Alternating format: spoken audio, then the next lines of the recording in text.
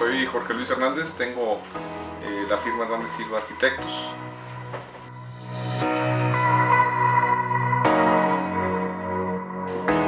La arquitectura es el resultado del esfuerzo de muchas personas, en donde el arquitecto va a hacer una reflexión muy profunda de dos puntos particulares, uno lo que es el sitio y otro lo que es el usuario.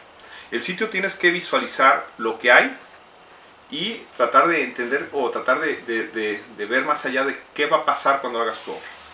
Y el usuario es la persona que lo va a habitar, y esta persona que lo va a habitar puede ser la persona que te contrató, el usuario que renta o va a estar dentro o es un visitante, y también la comunidad para la que va a estar insertada la arquitectura. Entonces, la arquitectura tiene que responder estos dos puntos para generar un concepto, y este concepto tiene que aglutinar función, forma y estructura. Y de esa manera, a la hora de ser un proyecto arquitectónico, que un proyecto arquitectónico es la síntesis de un programa arquitectónico, el momento que esto se ve hecho realidad, transformas en arquitectura.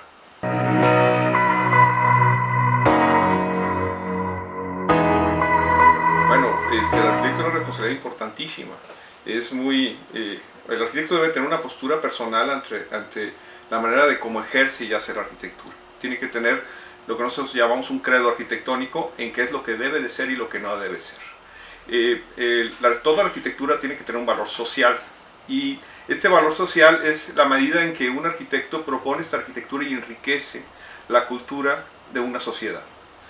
A final de cuentas, la arquitectura es el resultado, o la arquitectura se forma a base de este trabajo en piedra que se va haciendo y vas generando toda la historia de una población. Entonces, de alguna manera, la arquitectura podemos decir que es la historia labrada en piedra, en donde los arquitectos vamos tejiendo estas construcciones para narrar sobre lo que sucede en una comunidad.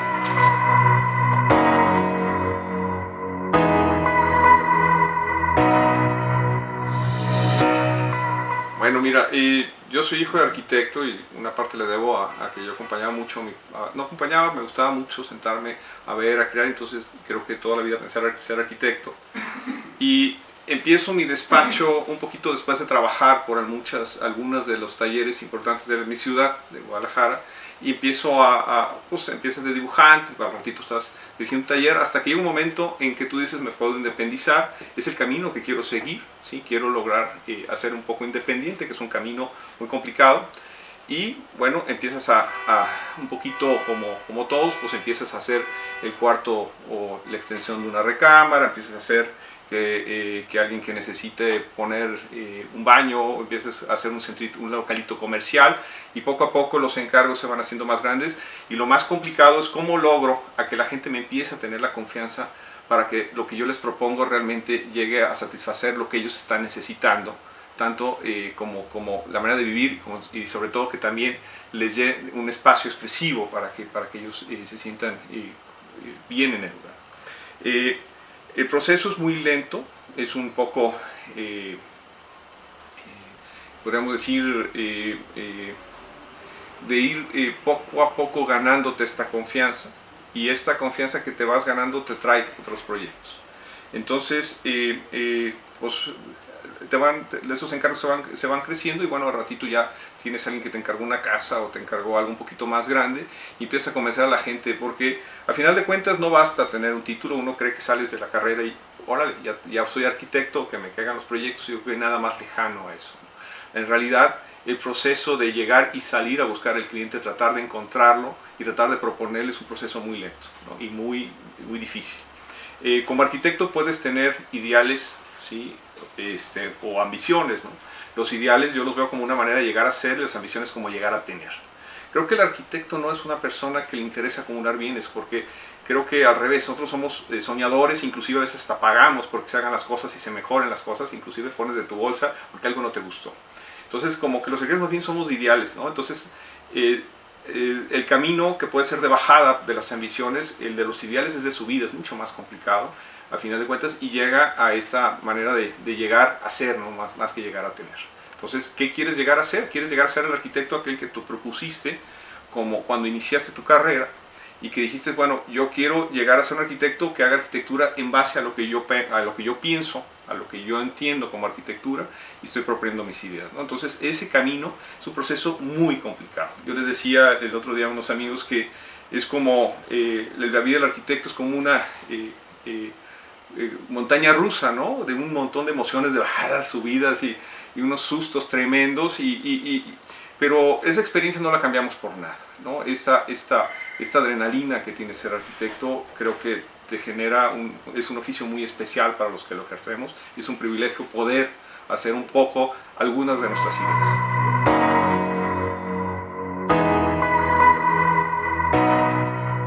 Híjole, mira, yo creo que para ser arquitecto lo primero que tienes que tener es un buen equipo.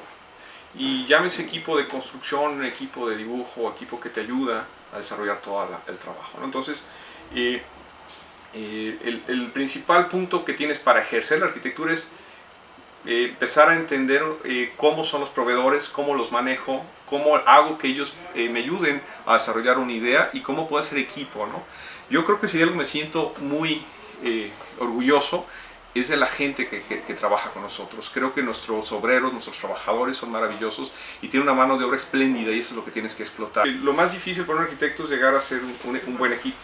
Ese buen equipo pues tiene que ver desde la parte de la construcción a la parte del taller, ¿no? En la parte del taller, bueno, ¿cómo delego, qué delego y cómo voy a hacer para que todo el mundo entendamos hacer un lenguaje de dibujo? ¿Cómo podemos ser exigentes y tener las cosas de calidad y mantener siempre al máximo desde la propuesta de diseño, desde la propuesta de dibujo, desde la manera como se va a ejecutar la obra, desde los que van a ejecutar la obra, y también nosotros somos de alguna manera encargados del patrimonio importante de algunas personas. Entonces todo ese elemento que tú tienes como responsabilidad, somos como unos pequeños hombres de orquesta que tenemos que lograr desarrollar lo mejor de todos los mundos, ¿no? Entonces esa parte de la arquitectura es muy complicada, y por otro lado también tienes que entender a saber cómo trabajas con el cliente, cómo haces que el cliente y tú logren hacer una idea común, porque al final de cuentas el que va a habitar la propiedad o lo que estás haciendo no eres tú, es la persona que te está contratando o la persona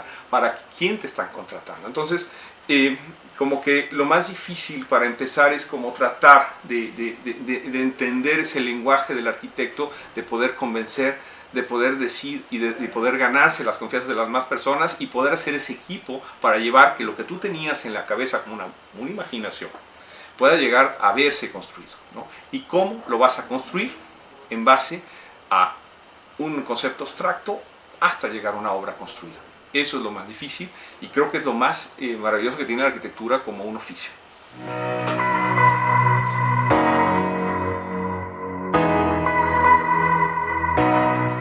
Bueno, primero les diría que la arquitectura no está en las revistas de arquitectura. Digo, sí puedes aprender, pero la verdadera arquitectura está en lo que ves, el entender, en el reflexionar, en la gente, en los espacios ya construidos, analizar qué te gusta. O sea, ahí es donde realmente aprendes de arquitectura, ¿no? Entonces, más que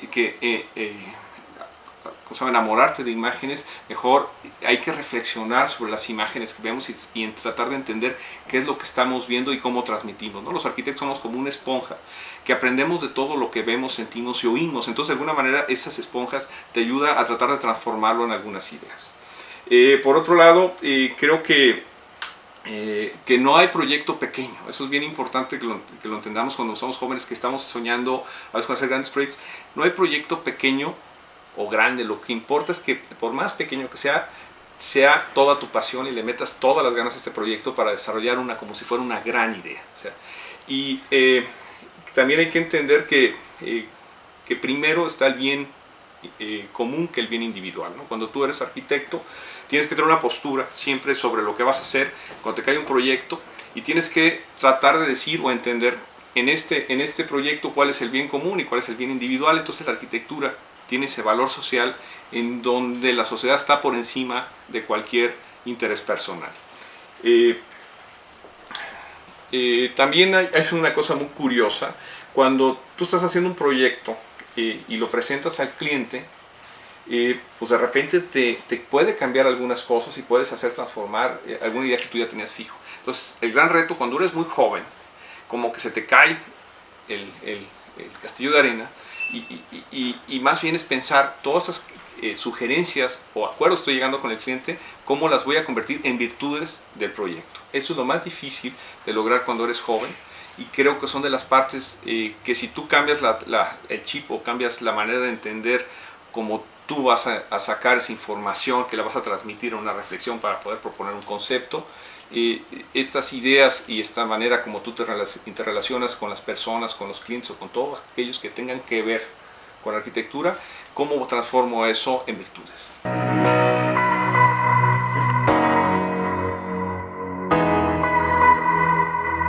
El proyecto no debe de salir de forma natural, no debe empezar ni con nada preestablecido, y de esa manera pues, el proyecto puede caminar para cualquier lado donde tú creas que puedes lograr el estilo en donde el usuario, la persona que lo va a habitar, se va a sentir bien, ¿no? El estilo tiene que estar pensado en función de la persona que habita el espacio, ¿sí? No en donde no es el gusto del arquitecto, ¿no? Tal vez la parte del concepto arquitectónico es donde el proyecto o el creativo puede proponer, pero el que va a habitar el espacio, a final de cuentas, es el que debe de normarnos las ideas de aquellos materiales que vamos a seleccionar. Podemos hacer una casa desde colores blancos hasta una de colores oscuros, pero hay que entender muy bien de qué se trata el proyecto, cuál es su género, cómo pensamos que debe de ser, y entonces empezar a elegir esos materiales, ¿no? A mí me gusta usar materiales naturales, evito o trato de evitar aquellos materiales falsos. Creo que los materiales falsos tarde o temprano acusan el engaño, y creo que es mucho más viable utilizar fierro donde hay fierro, estructura donde hay estructura, madera donde hay madera, y poder con estos trabajar, ¿no? Creo que la elección de los materiales va un poco por ahí. Los materiales que usamos siempre, o tratamos que siempre partan de una manera natural del proyecto, ¿no? Entonces, uno de los materiales importantes, por ejemplo, es el color. El color, muchas de mis casas son blancas, algunas he hecho grises, y por ahí un proyecto hicimos un proyecto rojo, ¿no? Porque nos dimos cuenta que en esa característica de color lográbamos el espacio que estaban tratando de darnos a entender, y creo que por ahí iba. Entonces, como que los materiales, cuando tú trabajas en un proyecto, los debes de pensar en función de la especialidad, del estilo, ¿sí? Cómo quiero que sea el proyecto, y esos materiales que voy a poner, cómo me van a hacer para potencializar o hacer más potente, vaya, el concepto de mi proyecto.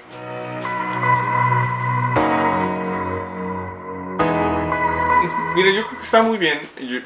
Nosotros usamos mucho el internet para buscar información, y a veces encuentras una silla que te gusta pero no sabes dónde la venden. Sí, entonces yo por lo que alcancé a ver, me parece muy bien que puedas tener todos los materiales que podemos contar, porque a veces te encuentras un material muy interesante pero no hay manera de traerlo a México, ¿no? O de repente hay algunas sillas que le picas y te tienes que estar metiendo en muchos catálogos, y tú cuando puedes poner como un abanico de diferentes proveedores y metértelos, empezarlos a conocer, yo creo que es mejor, ¿no? Yo creo que está muy bien, me parece una muy buena idea.